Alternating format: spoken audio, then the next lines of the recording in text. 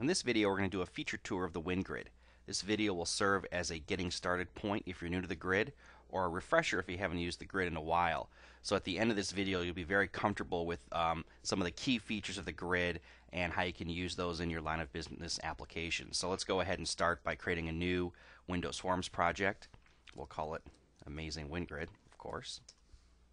And when that fires up, we'll go ahead and add a data source. What I'm going to do is use a SQL data source. I have a Northwind connection. I'm going to go ahead and grab the customers and the orders table. We'll click Finish. And what that does is it adds those two tables to the data set in my data sources window. So right here, what I really want to do is use the UltraGrid as the default grid for getting data from this data set. So what I can do is select Customize, and the options dialog will come up for the Windows Forms Designer. So you'll notice here for the data type list, it gives me a list of all the controls that can be bound to a list type. Down at the bottom, you'll notice that all of the infragistics controls are listed. So I'm going to select all of these controls because they can all be bound to a list. You'll notice UltraGrid is right there. I'm going to click OK. Now when I select the drop down here, UltraGrid's in the list. You also notice as well that this foreign key relationship exists too with orders.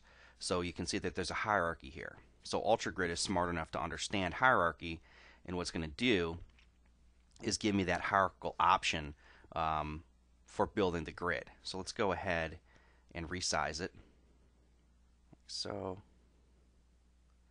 and like so. Now to get the hierarchical data set, I'm going to go ahead and hit F5 and just show you what I'm talking about. By default, the grid knows there's a hierarchy, but that data set of orders hasn't been filled. So when I click the expansion indicators, nothing shows up. So what I need to do is actually go to my toolbox, and I'm going to drag the orders table adapter onto the form. So there it is, non-visual control down there. I'm going to hit F7. And here on the form load, you'll notice this is where we're filling the data set with the customer's data. So I'm just going to now fill the orders. So we'll say orders table adapter 1 dot fill, and we'll say this dot Northwind dataset dot orders, and that's it. So now when I run this application, you'll notice that I have hierarchical data. So this is really cool because using the regular data grid, you really don't get that experience. What ends up happening is you kind of have this weird hyperlink experience. This is actually giving you the data in a true hierarchical form. One thing I didn't do, let's go ahead and anchor this grid so when we actually are resizing the form, it looks good. So let's do that and do that. Now, when the grid gets dragged onto the form by default, what ends up happening is you don't have a whole lot of features enabled in the grid. Basically, if I want to select a column, I don't even get sorting. I just get a default column selection. I do get selection in cells, and I can do selection in rows, but that's about it. One of the features you do have, though, is you can split the grid window. So you can have different scroll regions of the grid like so, which is kind of cool. It's similar to Excel. I can have as many horizontal or vertical scroll regions as I want, and I can actually have as many as I want at the same time. But what I want to do now is I want to right-click on the grid and bring up the UltraGrid Designer. Now the UltraGrid Designer is sort of this wizard screen that gives you all the things that you need to configure the grid. So it exposes a lot of the key properties in a very easy to use way. The way we do that is through something called the feature picker. So if I go ahead and select the feature picker, you'll notice on the left hand side there's a list of a bunch of options for the grid, and on the right hand side I have the grid preview itself. So if I just start drilling into some of these properties like column moving, for example, I can say allow column moving within a group. Column sizing, I can allow column sizing as synchronized, so all the columns will synchronize when they get resized. I can allow column swapping. That means I can select a column and switch it with any one of the other columns. You'll notice that how it activated in the grid on the right hand side. Empty rows I can enable, so now if the grid doesn't have enough data to fill it, empty rows will show up sort of like Excel. And I can also change the style of the empty rows. So I'll move this over a little bit. I can extend the row selector so it looks like so. I can hide the row selector completely. I can prefix with an empty cell. I can align data with rows. So now I kind of have this nice Excel look and feel. If I keep scrolling down, let's go ahead and look at filtering. So I'm going to allow row filtering. So let's say allow. And you'll notice that I have a filter glyph now, sort of like an oil can filter. But I want to change that UI type. I actually want to have a filter row. So this will give me a fixed row across the top of the grid that will always stay there. And I can go ahead and use filter options. You'll see how that works at runtime. As well, fixed headers. So I'm going to activate fixed headers. Now there's a pin. So like Excel, I can actually click the pin and columns will be fixed now to the left if I pin them. And now if I unpin, they'll go back to where they were before. Fixed rows, I can do that as well. So now I'm going to say let's use a fixed row. So now if I click that pin, that row will be fixed to the top of the grid. Through other property settings, I could tell it to fix to the bottom as well. So that's all configurable. Continue to scroll down.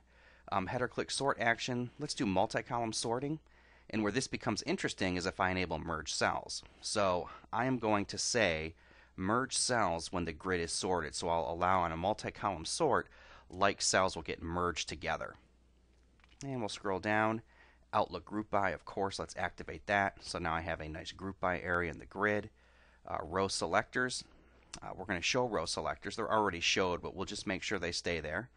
Row sizing, we can allow row sizing. The way scrolling works, we can control selection. I'm just going to go down and allow row summaries, and I'm going to say true. So now I have another glyph on the grid, which is going to allow row summaries. So I can click apply here, click OK, and now what happens is the grid has all of these features enabled. So let's go ahead and hit F5, and we'll run the application. I'll resize the screen a little bit. So let's take a look at what we have here. So first of all, my row summaries. Let's do a count, max, min on this row. Now if I scroll all the way to the bottom, you'll notice that the minimum is Elfke, the maximum is Wolza, and the count is 91. So I have a fixed summaries at the very bottom. And I can go ahead and do this. Let's just do a max on this column. See, max is sales representative. The filtering that we talked about earlier. So here, if I do the drop down, I can get all of the unique values. So let's get all the marketing managers. So now the grid just has the marketing managers. You'll notice that my summaries totaled up correctly.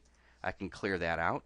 I can also do various expressions. So I can do start with, contains, like, not like, greater than, less than, etc. So let's do contains, and I'll type in sales. So now all the sales come up, and as I get out of there, it closes. Now manager, actually M, so marketing assistant. So you can see I have a very powerful sort of filtering tool here.